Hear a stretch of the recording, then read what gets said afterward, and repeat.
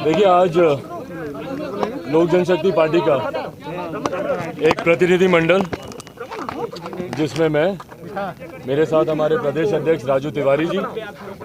हमारे संसदीय बोर्ड के बिहार प्रदेश अध्यक्ष हुलास पांडे जी,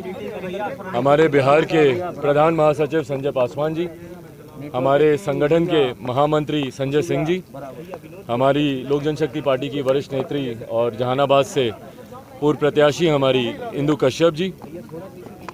हम इस प्रतिनिधि मंडल ने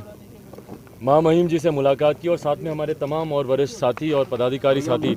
साथ में हैं। इस प्रतिनिधि मंडल ने मां महिम जी से मुलाकात की और मुलाकात का मुख्य उद्देश्य बिहार में जिस तरीके से अपराध चरम सीमा पर आ गया है और कानून व्यवस्था पूरी तरीके से धराशायी हो गई है, और ये इन भारी शब्दों का प्रयोग मैं सिर्फ बोलने के लिए नहीं कर रहा हूँ, आप सबके कैमरे साक्षी हैं इस बात के। आप ही वो हैं लोकतंत्र का, भैया आप लोग चौथा स्तंभ है, और आप ही लोग हैं जिन्होंने निरंतरता में बिहार में बढ़ते हुए अपराध को लेकर अपनी खबरों को बेबाकी से मजबूती से रखा है।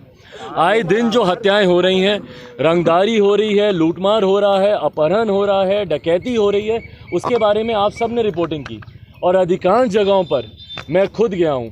हमारे पूर्व प्रत्याशी मनिहारी के अनिल उमराव जी, जो कि अनुसूचित जनजाति से आते थे, उनकी जिस तरीके से अपहरण कर 2 दिन तक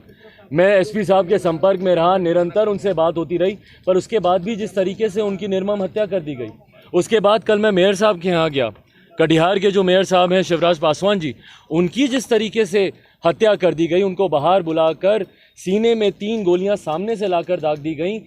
चश्मदीद होने के बावजूद, आई विटनेसेस होने के बावजूद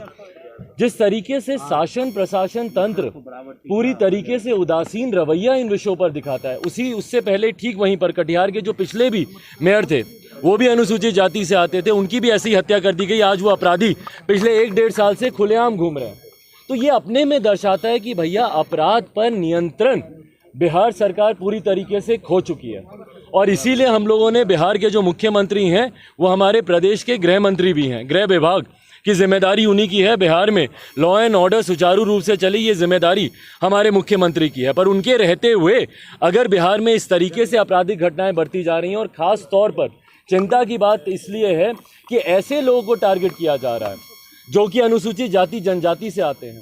जो अपने क्षेत्र में अपने समाज में पॉपुलर हो रहे हैं, जो प्रदेश में राष्ट्रीय स्तर पर हो, प्रदेश के स्तर पर हो या अपने क्षेत्रीय स्तर पर हो, उनकी लोकप्रियता बढ़ती जा रही है। ऐसे लोगों को ये लोग टारगेट कर रहे हैं, और ये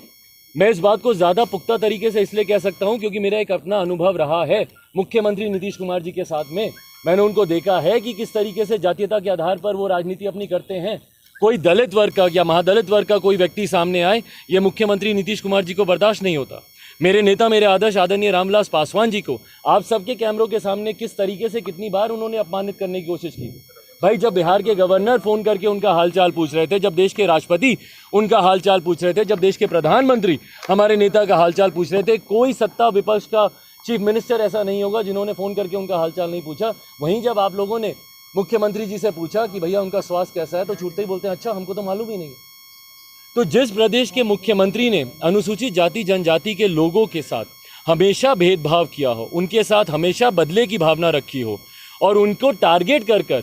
उनकी हत्या करवाई गई हो, उनके ऊपर आपराधिक असामाजिक तत्वों के द्वारा उनके ऊपर अटैक करवाया गया हो, इन तमाम चीज़ों की जानकारी हम लोगों ने आज मां महिम जी को दी है, उनके संज्ञान में दिया है, क्योंकि राज्य सरकार के ऊपर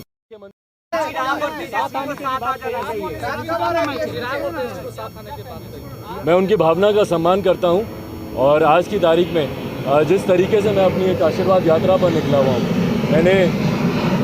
बार बार इस बात को कहा है कि मेरी प्राथमिकता आज की तारीख में आशीर्वाद यात्रा है, तो मेरा पूरा ध्यान अभी केंद्रित मेरी इस आशीर्वाद यात्रा पर है।